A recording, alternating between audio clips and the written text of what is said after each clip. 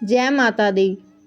वैसे तो हमारे हिंदू धर्म में बहुत से महत्वपूर्ण त्यौहार और व्रत होते हैं, जिसमें से विशेष है मार्गशीर्ष महीने के शुक्ल पक्ष की एकादशी तिथि। इसे गीता जयंती के नाम से भी जाना जाता है। माना जाता है कि इस दिन भगवान श्री कृष्ण ने अर्जुन को भगवत गीता का उपदेश दिया था।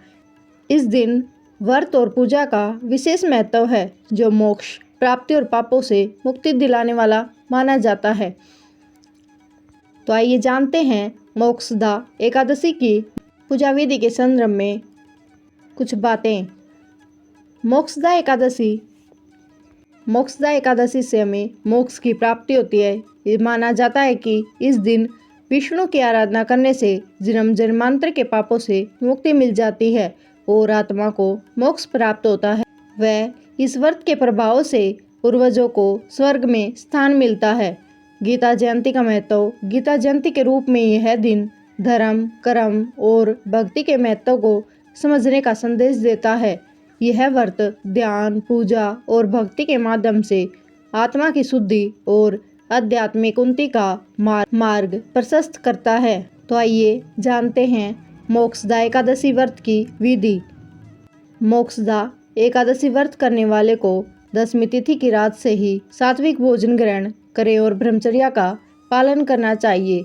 एकादशी के दिन प्रातः स्नान कर भगवान विष्णु की प्रतिमा को पंचामृत और गंगा जल से स्नान करवाएं। और माना जाता है कि इस दिन भगवत गीता का पाठ करना अत्यंत शुभ होता है।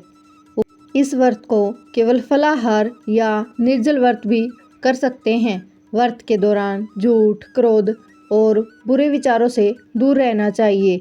गरीबों और व्रत के दौरान जरूरतमंदों को भोजन और दान करना विशेष फलदायी माना जाता है। माना जाता है कि रात को विष्णु के भजन कीर्तन करने से भक्तों की सभी मनोकामनाएं पूर्ण होती हैं। जीवन में शांति और सकारात्मकता आती है। पापों का नाश होता है और आत्मा की शुद्धि होती है। एवं मोक्षदा एकादशी का व्रत मोक्ष की प्राप्ति का मार्ग प्रशस्त करता है। मोक्षदा एकादशी का व्रत हर व्यक्ति के लिए शुभ है, चाहे वह गृहस्थ हो, सन्यासी हो या फिर भक्त हो। इस दिन किए गए व्रत और पूजा से व्यक्ति को धर्म, अर्थ, काम और मोक्ष चारों पुरुषार्थ की प्राप्ति होती है। यह थी मोक्षदा एकादशी व्रत करने की विधि। अब सुनते हैं इसकी कथा।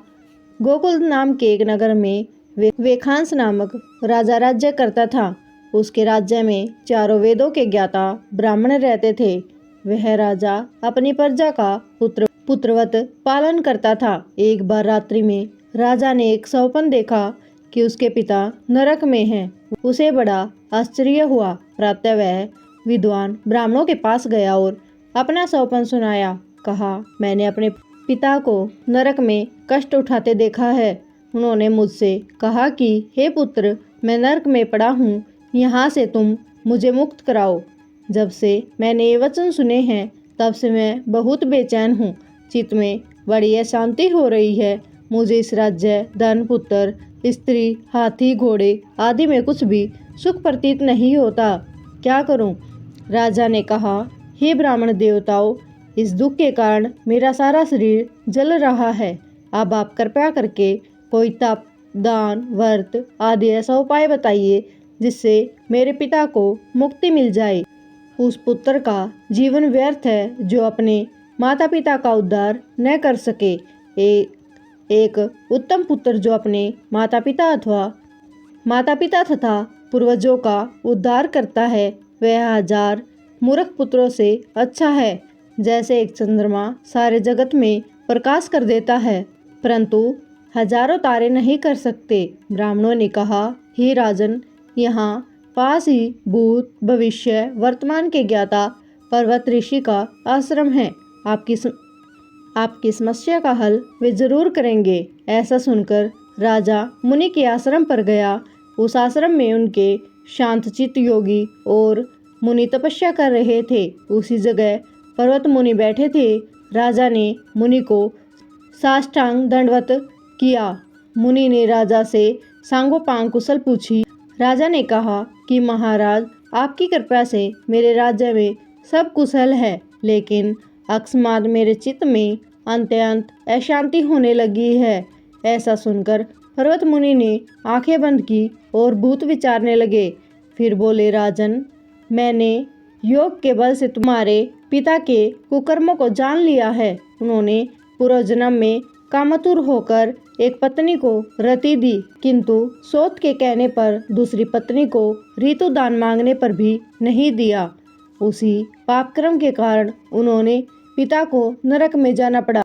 जब राजा ने कहा, इसका कोई उपाय बताइए, मुनि बोले, हे राजन, आप मार्गशीर्ष एकादशी का उपवास करें और उस उपवास के पुण्य को अपने पिता को संकल्प कर दें। इसके प्रभाव से आपके पिता की अवश्य है नरक से मुक्ति होगी। मुनि के वचन सुनकर राजा महल में आया और मुनि के कहने अनुसार कुटुंब सहित मोक्षदा एकादशी का व्रत किया। इसके उपवास का पुण्य उसने पिता को अर्पण कर दिया। इसके प्रभाव से उसके पिता को मुक्ति मिल गई और स्वर्ग में जाते हुए वे पुत्र से कहने लगे, हे पुत्र, तेरा कल्याण हो। यह कहकर स्वर्ग चले गए। मार्गशीर्ष मास की शुक्ल पक्ष की मोक्षदा एकादशी का जो व्रत करते हैं उनके समस्त पाप नष्ट हो जाते हैं। इस व्रत से बढ़कर मोक्ष देने वाला और कोई व्रत नहीं है।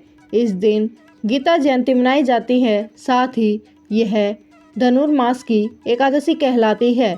अतः इस एकादशी का महत्व कई गुना ही बढ़ जाता है। इस दिन से गीता पाठ का अनुष्ठान प्रारंभ करना चाहिए और प्रतिदिन थोड़ी देर के लिए गीता अवश्य पढ़नी चाहिए। यह थी मोक्षदा एकादशी की व्रत कथा और विधि। यह आपको कैसी लगी कमेंट में ज़रूर बताएं।